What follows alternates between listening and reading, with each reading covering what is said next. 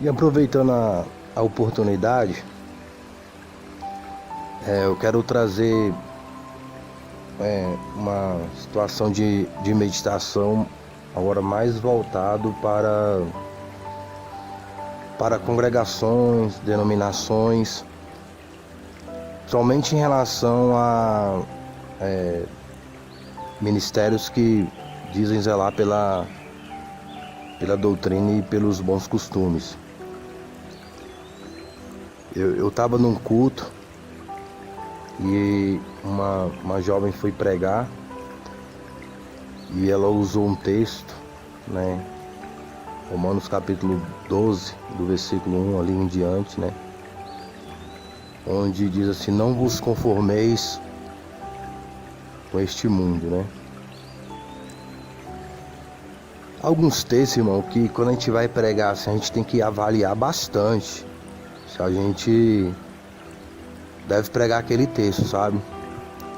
Geralmente o Espírito Santo, ele vai falar pra gente pregar algo que realmente esteja dentro do nosso contexto de realidade, porque o Evangelho ele tem que ter sinceridade. É o mínimo. Sinceridade é o mínimo. Não pense que sinceridade é o máximo, não. Sinceridade é o mínimo. Para se pregar um texto, para se pregar uma palavra, tem que ter no mínimo sinceridade.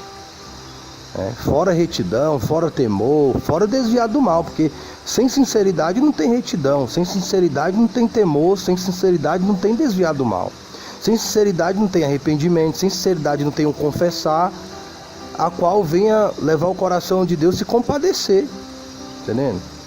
Pedido de perdão sem sinceridade, confessar a Cristo sem sinceridade, para Deus não tem valor. Ele sonda o coração, ele sonda a mente, entendeu? Então, não é boa vontade, não é ter boa vontade. Boa vontade é outra coisa, é ter sinceridade, entendeu? Sinceridade acima de ter boa vontade, entendeu? As pessoas têm boa vontade, né, de querer fazer o certo e correto, mas ser sincero é outra situação. Toda pessoa sincera tem boa vontade, mas nem toda pessoa que tem boa vontade tem sinceridade, porque a pessoa pode ter boa vontade, mas ter más práticas. Então, faltou sinceridade. Tem boa vontade, mas não tem sinceridade. A pessoa pregando sobre isso, na sua mão tinha um anel. Essas alianças de prata, né? Que algumas pessoas usam, somente jovens, adolescentes, né? Usam para falar que estão tendo um compromisso com outra pessoa. Na doutrina evangélica de crente, o compromisso que se tem é de noivado e casamento. O namoro é para quem está casado. O namorar é uma intimidade. Então, na doutrina bíblica, o namoro é para quem está casado, não é nem para noivo.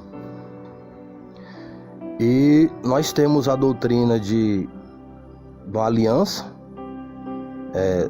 do anel de noivado e do casamento. Tá na mão direita, depois vai para a mão esquerda. Enfim. E o mundo, porque essa doutrina não veio de Cristo, essa doutrina não veio do Espírito Santo, essa doutrina veio do mundo, dos jovens estar usando uma aliança de prata, como se estivessem compromissados. Eu estava conversando com minha mãe sobre esse assunto, né? Então a pessoa está pregando, não vos conformeis com este mundo, mas tendo uma prática do mundo, né? E ainda simbolicamente mostrando aquela doutrina do mundo, aquele ensinamento que é do mundo, que essa doutrina não é a doutrina de Cristo.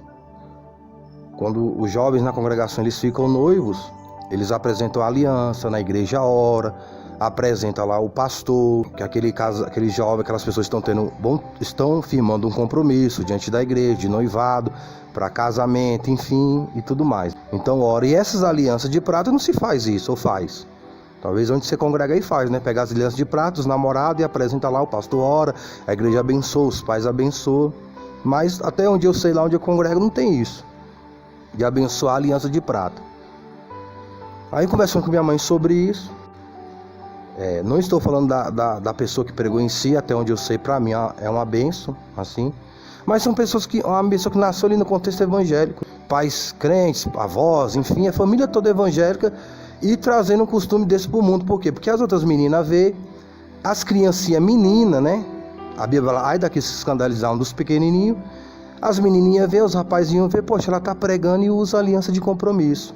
Então tá induzindo outros até aquela prática. Quando você dá oportunidade para alguém pregar, não é só falar ali não, irmãos. Você tá gerando discípulos através da pessoa que está ali pregando, tá entendendo? Nada contra o cabelo de pica-pau, mas tem lugar que critica a pessoa ter o cabelo arrupiado, depois chama uma pessoa para pregar que tem um cabelo arrupiado. Tá induzindo o jovem daquela congregação a ter o cabelo arrupiado, depois não reclama. O brinco, eu não estou falando que vai para o inferno por ter o cabelo arrupiado, nem para usar brinco, mas às vezes condena uma certa situação, certos costumes, e convida a pessoa para pregar que tem aqueles costumes, tá entendendo? Ainda quando a pessoa chega no congresso ou na festa, ela muda. Por exemplo, tem congregação que não aceita brinco, um exemplo. Aí a irmã que vai pregar, ela tira o brinco para pregar, mas o pessoal que está acompanhando aquela pregadora ali, aquela cantora, sabe que no dia a dia dela ela usa brinco, tá entendendo? Usa uma maquiagem, às vezes maquiagem até forte, enfim, usa roupas mais sensuais, mas quando ela vai pregar, ela usa uma roupa mais com menos decote, menos apertada, enfim. Mas o pessoal que está ali, que tem YouTube, tem net, vê como é que é o dia a dia daquela pessoa. Então, a pessoa está falando, não, pode ser assim e ainda pode pregar, porque essa pessoa está aí pregando. Então, quando se vai pregar, tem todo um contexto, tá entendendo? Não é só ficar lá falando, não. Ou usar um tipo de roupa porque vai pregar, ou ter um tipo de linguagem porque vai pregar ali naquele lugar, mas a linguagem da pessoa não é aquela. No YouTube, no Face, você vê que a forma da pessoa se vestir, de se comportar, de falar, não é daquele jeito. Então você está induzindo aquela geração a ter o mesmo comportamento daquele ou daquela pregadora, porque realmente já está ali entrar num lugar de evidência, que é pregando, cantando, enfim. E eu conversando com a mamãe a respeito disso, poxa, a jovem estava pregando sobre não vos conformeis com esse mundo e tudo, e usando uma aliança de compromisso que veio da doutrina do mundo, tá entendendo? Aí minha mãe, conversando comigo, disse que encontrou uma senhora, essa senhora é crente, e o filho dela também crente, mas só que parece que o rapaz estava afastado ou algo parecido. E ele conheceu uma jovem na faculdade. Essa moça nem crente não era. Aí diz que ele fez um almoço, um negócio lá para levá-la a conhecer a família. Um almoço, uma janta, algo assim. E ele levou essa jovem lá. Aí quando chegou lá, tá comendo, de repente ele falou que tinha uma coisa muito importante para falar, muito especial, enfim. Aí ele começa a falar dela, apresentando aquela coisa, e pega uma dessas alianças de compromisso, essas de prata, que os jovens estão usando, até adulto tá usando. Aí oferece para ela, né? Ali simbolizando ali o namoro e o relacionamento, enfim. A moça que nem evangélica não é, nem crente não é, falou que não iria usar aquilo e falou na frente da mãe dele. Ela falou lá na hora. A sinceridade, né? Então, ela falou que não ia usar aquilo. Aí ele ficou todo sem graça, querendo saber o porquê, assim. Aí ela perguntou se ele estava pedindo ela em casamento, se já tinha a data do casamento marcado, e que ela não ia usar aquilo não, porque ele não tinha pedido ela em casamento, não estava marcando casamento, ela não ia usar um negócio que não significasse realmente um compromisso sério. E disse que a mãe dele ficou assim, aí disse que depois ele queria terminar com ela, alguma coisa assim, mas depois ele decidiu continuar com ela, sendo que realmente a pessoa tem personalidade, tem uma sinceridade. Então, a moça nem crente, nem evangélica, não aceitou usar essa aliança de compromisso, porque não estava pedindo em casamento. Não era um compromisso, ele não está simbolizando que vai casar. como geralmente é uma aliança de noivado. A moça com certeza não frequenta doutrinas, quem sabe nunca ouviu falar de doutrinas de costume, quem sabe nem entrou na congregação evangélica, mas com uma postura do alto. E pessoas nasceram dentro de congregação evangélica, onde se diz primar pela doutrina e pelos bons costumes, usando essas alianças de compromisso e levando para a congregação, para incentivar os outros, as outras jovens, até crianças, adolescentes, a também usarem. E parece que não tem liderança, parece que não tem líder de mocidade, não tem vice-líder, sinto dizer, não ofendendo, parece que não tem pastor, porque está ali diante da cara deles e ainda são convidados para pregar o evangelho. E ao mesmo tempo despregando o evangelho, né?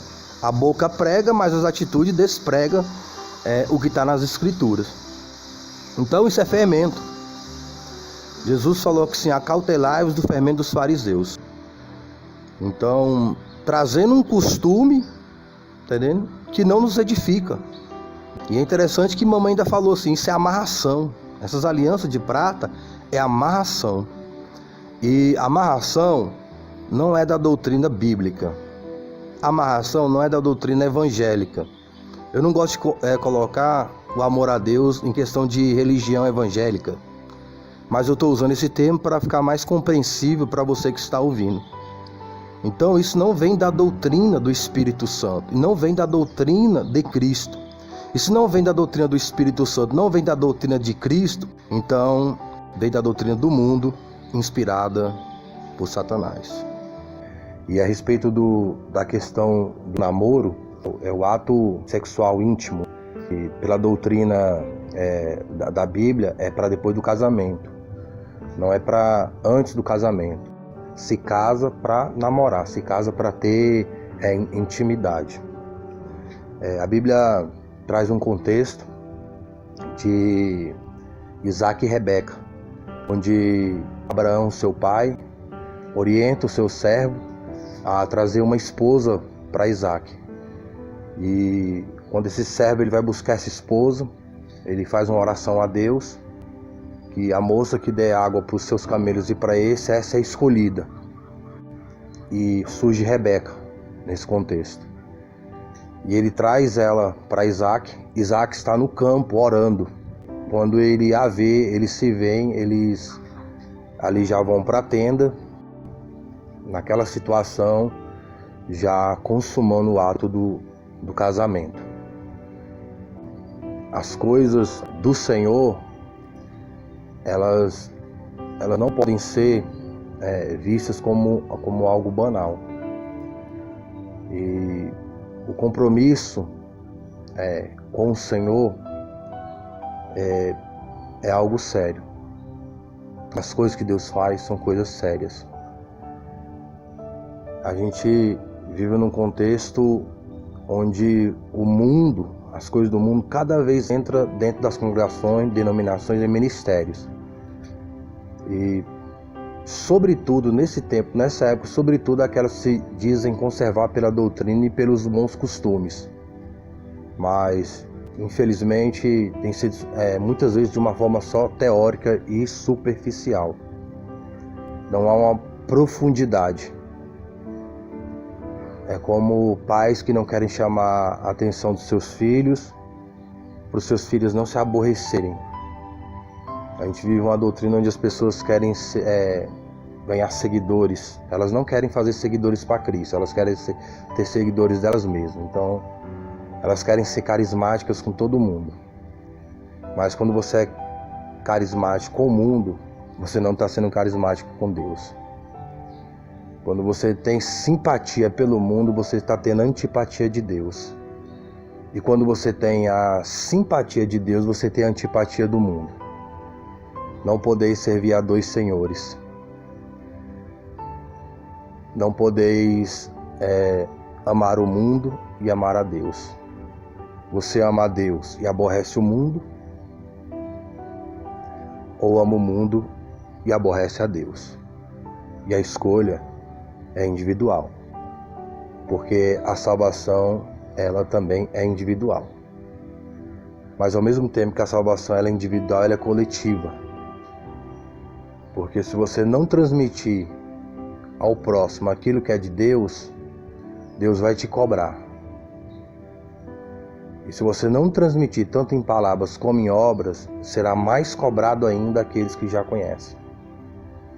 Então a gente olha uma situação que aparentemente não é importante. Para quem não tem um temor de Deus, nada é importante. O demônio chamado Nada a Ver. Tem um demônio com esse nome. O nome dele é Nada a Ver. Mas quando forem se apresentar diante do Senhor, tem tudo a ver. Então, costumes mundanos, práticas mundanas, dentro das congregações, denominações e tomando até o púlpito. Um lugar onde deveria refletir o louvor, a honra e a glória de Deus. Em Cristo Jesus como único Senhor e Salvador da alma. Tanto sua palavra como seu poder. Tanto na letra como no espírito. Como na graça e no conhecimento. Como na fé e nas obras. Porque a fé sem obras, ela é morta. Paz do Senhor Jesus e boa meditação das coisas do alto, do canal Voz que Clama na Cidade.